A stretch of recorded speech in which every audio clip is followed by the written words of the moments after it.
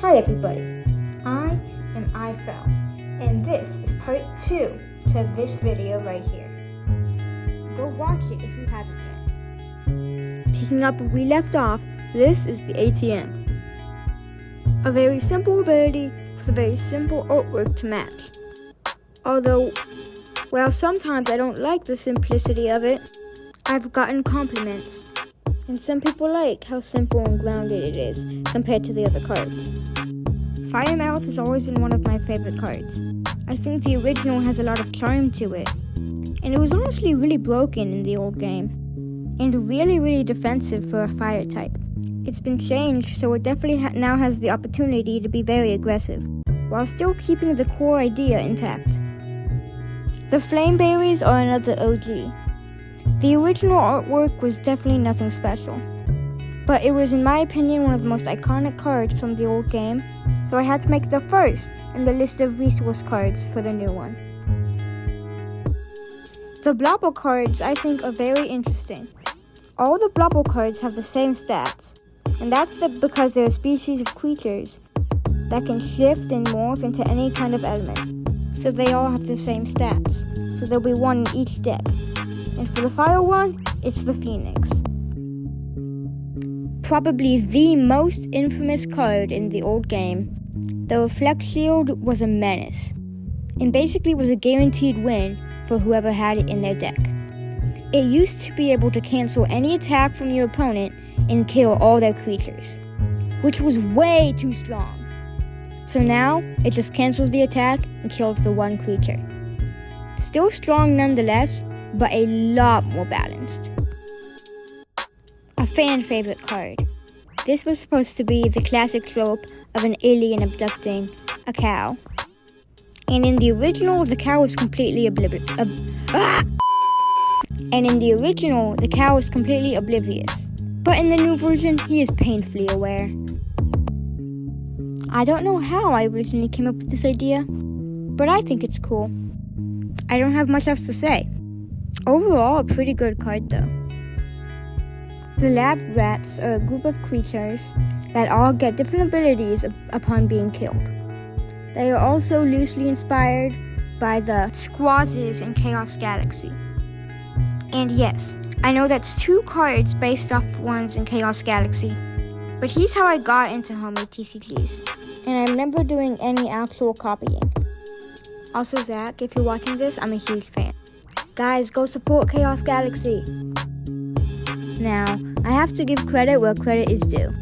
When I had first started making the original game, I was showing my parents my cards. And my dad said, "Hey, you should make a matchstick." So that's what I did. I made a matchstick squid thing. No idea how I thought of that, but I did. And that is my dad's contribution to chaotic combat. Block is an interesting card. I originally had an igniter, using the block ability to stop an attack from a Darking Warrior. But I got the proportions really bad, and it just didn't turn out how I wanted it to. Jeez, again with the hiccups. And it just didn't turn out how I wanted it to. In the new game, I originally wanted to have somebody behind it, but I'm pretty bad at perspective and it didn't look good. So now it's just kind of the shield, and I have mixed feelings on it. The ability is kind of mid too. I don't know. Let me know what you guys think. This card is a lot more high risk, high reward than something like Third King Dagger. And it's actually connected to another card that you'll see in a later deck. You can see his arm, and then also his helmet in the background. More character foreshadowing, more hints. This card has kind of a funny history. The original card was based off the Screaming Elmo meme. I had a whole archetype of meme cards, and it was unsurprisingly kind of bad. So in the new game, I turned it into a new separate thing, but my sister didn't really like that, and she wanted it to be more like Screaming Elmo. What do you guys think? Although I might make an alternate art of it in the booster packs, so maybe the Screaming Elmo will return. Who knows? The Evil Oven is another iconic and original card. He's always been just kind of silly, like a toddler trying to look intimidating or scary.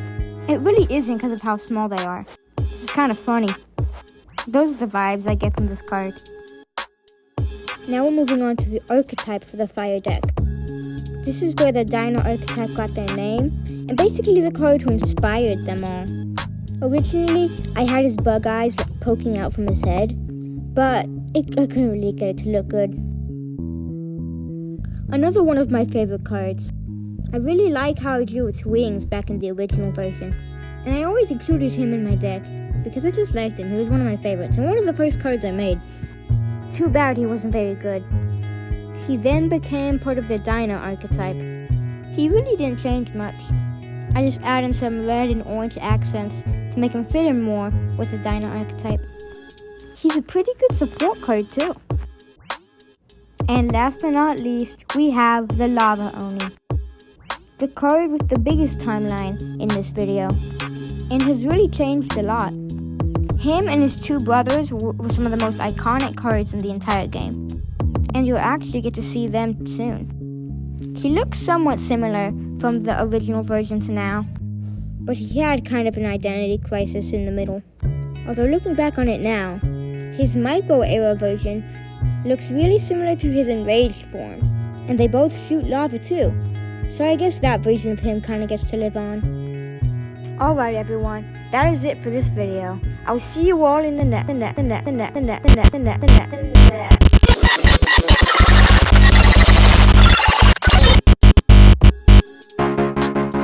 Hello everyone, I am the Little Jester, mascot of this channel, also upcoming party, Chaotic Combat.